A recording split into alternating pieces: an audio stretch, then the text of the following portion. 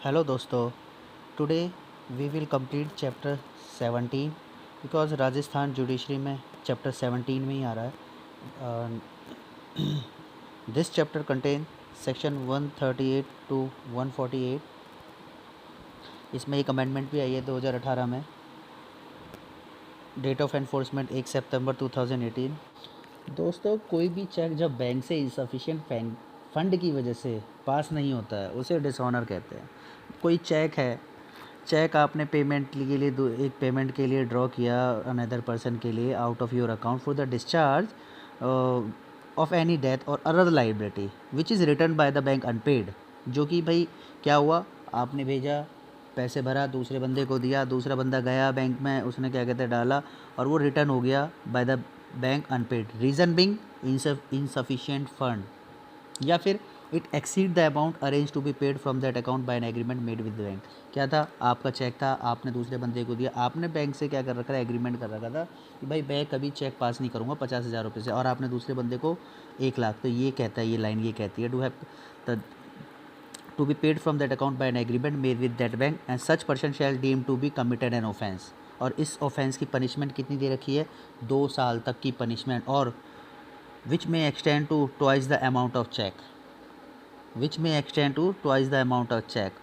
2 साल तो है ही, जो अमाउंट होगी क्या कहते हैं उसका ट्वाइस, और फाइन, फाइन भी हो सकता है। देखो दोस्तों, यहाँ मैंने मिस कर दिया है कि यहाँ पे मैंने छोड़ दिया एक्सटेंडेड 2 ईयर्स, यहाँ पर मैंने छोड़ दिया 2 ईयर्स, विच में लिखा हुआ है यहाँ 2 ईयर्स, और उसके बाद मैंने जो छोड़ा है वो है twice the amount of cheque, या फिर दोनों भी हो सकती है।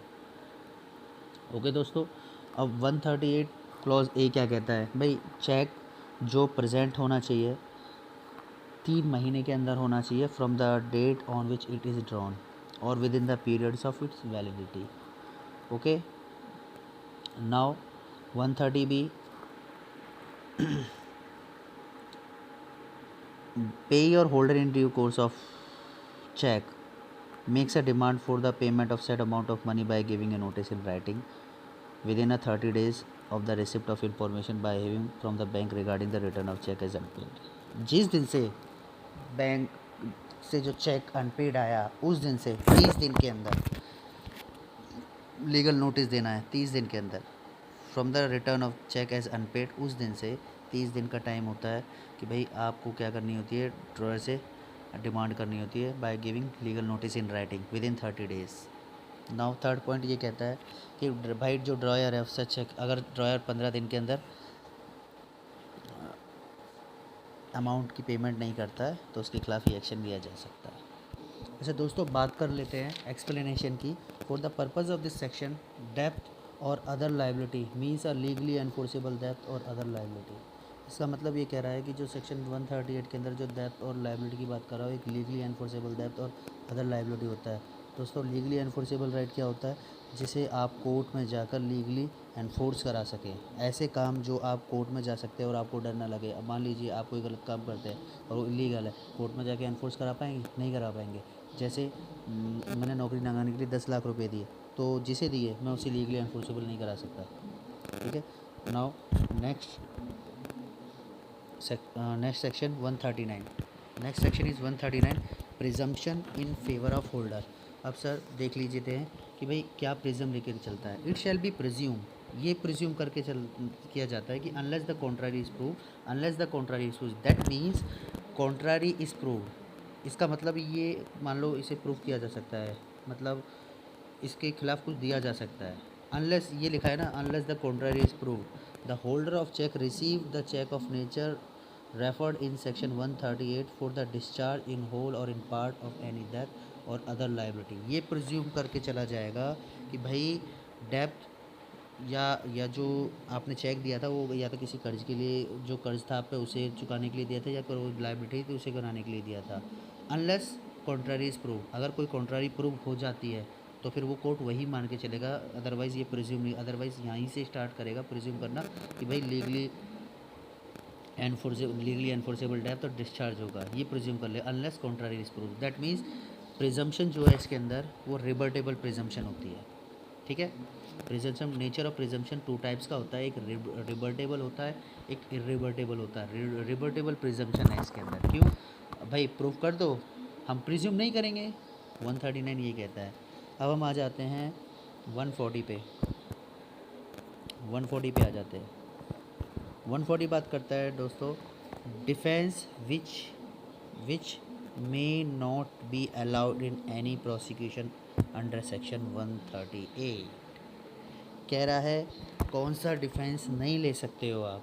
तो दोस्तों अगर मैं आपको बताऊं कि मैं कल को ये कहने लगूं कि यार सर मुझे पता नहीं था मेरे अकाउंट में पैसा था, मैंने तो मुझे पता नहीं था। भाई मेरा अकाउंट है, मुझे नहीं पता होगा क्या मेरे अकाउंट में पैसा है नहीं है, तो पढ़ लेते हैं, लीगली पढ़ लेते हैं। It shall not be a defence in the prosecution for an offence under section 138 that drawer had no reason to believe that when he issued the cheque may be dishonour on presentment for the reason stated in that section. Okay, ये माना नहीं जाएगा। अब आ जाते हैं 141 पे, offences by the companies. Offences by the companies even a director और जो भी कोई भी होगा वो भी लायबल होगा। ये it is not so important, but आप देख लीजिएगा ब्रेक पर पढ़ने के लिए, बट इतना काफ़ी है कि section 141 of offences by the companies बात करता है। अब हम आगे आते हैं, एक चीज़ और बताना चाह रहा था, जो 141 है ये constructive doctrine of constructive liability का प्रिंसिपल कंटेन करता है। जो डॉक्ट्राइन ऑफ कंस्ट्रक्टिव लायबिलिटी होता है, अगर पूछ लेगा कि भाई कौन से सेक्शन में है नेगोशिएबल इंस्ट्रूमेंट का डॉक्ट्राइन ऑफ कंस्ट्रक्टिव लायबिलिटी, तो 141 में। अब क्यों है, इसे क्यों कहा गया doctrine of constructive liability? Because एक कंपनीज ने ऑफेंस किया है, हम उसमें डायरेक्टर को भी क्या कहते हैं, लायबल कर रहे हैं, दैट मीन्स कंस्ट्रक्टिव लायबिलिटी आ गई उसकी। ठीक है दोस्तों, ये 141 था। अब नेक्स्ट करते हैं हम 142। 142 की बात कर लेते हैं दोस्तों। कहता है cognizance of offences, cognizance of offences. तो दोस्तों वैसे बहुत इंपॉर्टेंट क्या कहते हैं सेक्शन है, आपको पढ़ना चाहिए, देख लेते हैं। No court shall take cognizance of any offence punishable under section 138 except upon a complaint in writing. मतलब सीधी सीधी बात ये है कि भाई कोई भी कोर्ट तब तक कॉग्निजेंस नहीं लेगा जब तक आप उसे कंप्लेंट इन राइटिंग नहीं दे के आओगे। ठीक है, made by the pay or made in course of the cheque. ठीक है, such complaint shall be made within 1 month. 1 month कब से? Of the date on which causes of action arises under clause C of proviso to section 138C। अगर बंदा 15 दिन के अंदर fail हो जाता है पेमेंट करने के, हमने नोटिस दिया, नोटिस के दिया 15 दिन का समय दिया, और 15 दिन के बाद अगर वो बंदा फेल हो जाता है तो हमारे 30 दिन स्टार्ट हो जाते हैं from the date where he fails to make the payment. 15 days के बाद हमारा 1 महीना स्टार्ट हो जाता है जब हम कंप्लेंट इन राइटिंग मजिस्ट्रेट को कर सकते हैं। ठीक है, इसका 142 का प्रोवाइज़ो देख लेते हैं क्या कहता है। प्रोवाइज़ो भाई देखो, ये जो जनरल रूल और स्पेशल रूल है ना, बड़ा तंग करता है। अब कॉग्निजेंस ऑफ कंप्लेंट में be taken by the court after the prescribe period. General rule कहता है कि भैया प्रिस्क्राइब पीरियड के बाद तो कोई ले ही नहीं सकता, बट ये प्रोवाइज़ो है, कह रहा है आफ्टर द प्रिस्क्राइब पीरियड, मतलब जो प्रिस्क्राइब पीरियड है उसके बाद भी कॉग्निजेंस लिया जा सकता है। प्रिस्क्राइब पीरियड क्या है? 1 मंथ। ठीक है, उसके बाद भी ले सकता है if the complainant satisfy the court that he had sufficient cause for not making a complaint within such period. Okay, now see point देख लेते हैं।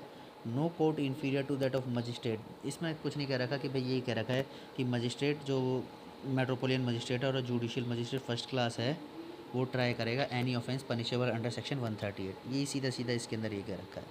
अच्छा, 142 क्लॉज 2 जुडिक्शन की बात करता है। तो offences under section 136 shall be inquired or into and tried into only by court within whose local jurisdiction. किसकी लोकल जुडिक्शन में? If the cheque is deliver for collection through an account the branch of the bank where the payee or holder in due course as the case may maintain the account is situated। जहाँ पेई का bank है वहाँ उस bank में जाके jurisdiction आ सकती है। ठीक है, नाउ जैसे मान लीजिए मेरा बैंक 30,000 कोड में है तो वहाँ के क्या कहते 30,000 कोड पे आ सकती है। अब नाउ दूसरा, if the cheque is presented for payment by the payee और holder in due course otherwise through an account the branch of the drawee bank.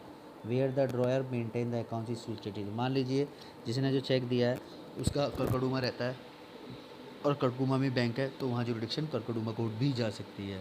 तो place where cheque was dishonour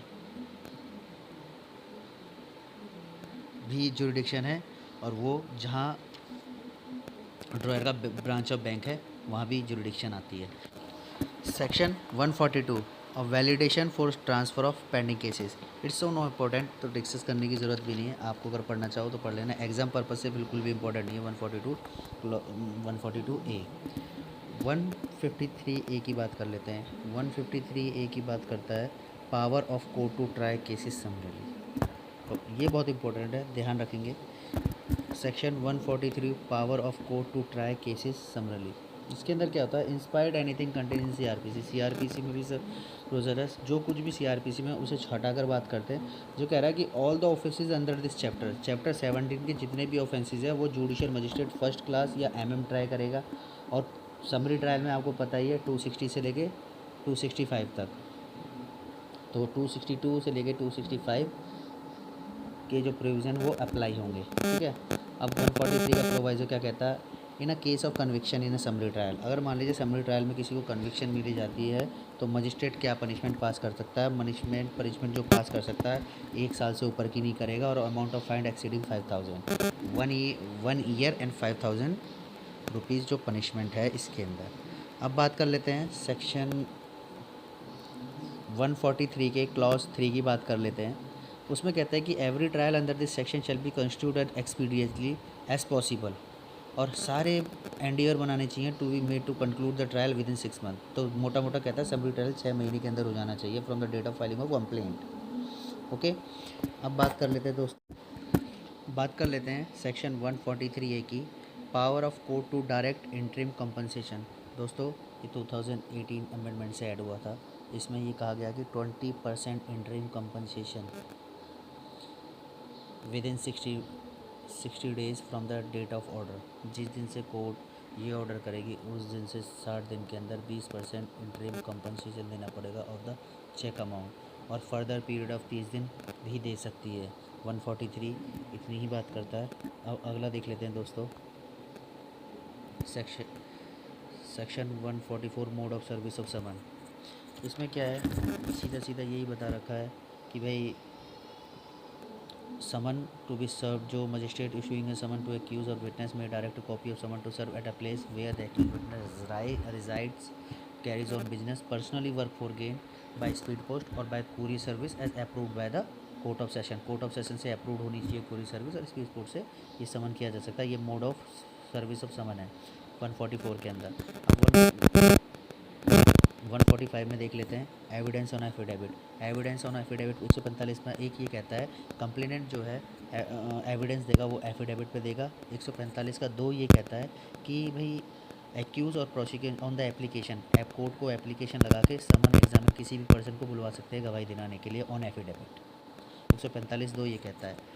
पर section 146 की बात कर लेते हैं, bank slip prima facie evidence of certain facts. इसका मतलब ये है कि the court shall in respect of every proceeding under this chapter on production of bank slip या फिर memo have been the official mark denoting the cheque has been dishonour. भाई cheque dishonour हुआ है और बैंक उसका एक bank slip दे रहा है, तो ये प्रिज्यूम करेगी जो फैक्ट है of dishonour of cheque unless until the fact is disprove. Clear है। तो बैंक स्लिप प्राइमा फेसिया के एविडेंस है 146 के अंदर, ठीक है। अब 147 की बात कर लेते हैं। 147 दोस्तों ये ऑफिसर नहीं होना चाहिए, गलत लिखा हुआ है, ये ऑफेंसेस है। Offences to be compoundable. तो in spite of anything contain in CrPC every offence punishable under this act shall be compoundable. आप जानते हैं कंपाउंडेबल का मतलब क्या होता है कि कॉम्प्रोमाइज़ हो सकता है। तो जो भी इस एक्ट के अंदर ऑफेंस होगा वो कंपाउंड किया जा सकता है 147 के अंदर। अब बात करते हैं दोस्तों सेक्शन 148 अपील की। ये जो ऐड हुआ ये 2018 अमेंडमेंट से ऐड हुआ है। 2018 में अमेंडमेंट हुई थी दोस्तों, ये भी बता दूं मैं 1 सितंबर 2018 को अमेंडमेंट हुई थी, और ये अपील वर्ड जोड़ा गया था। कह रहा है कि अगर नीचे से अपील आनी है तो सबसे पहले 20% ऑफ फ़ाइन 20% ऑफ फ़ाइन का देना पड़ेगा या कंपनसेशन का देना पड़ेगा, 20% ऑफ फ़ाइन या फिर कंपनसेशन का, और appeal lie to the court of session. ये कहता है 148। दोस्तों बस आज की वीडियो में इतना ही, मिलते हैं अपनी नेक्स्ट वीडियो में। अगर आपको वीडियो पसंद आया हो तो लाइक करें, सब्सक्राइब करें। Okay, thank you so much.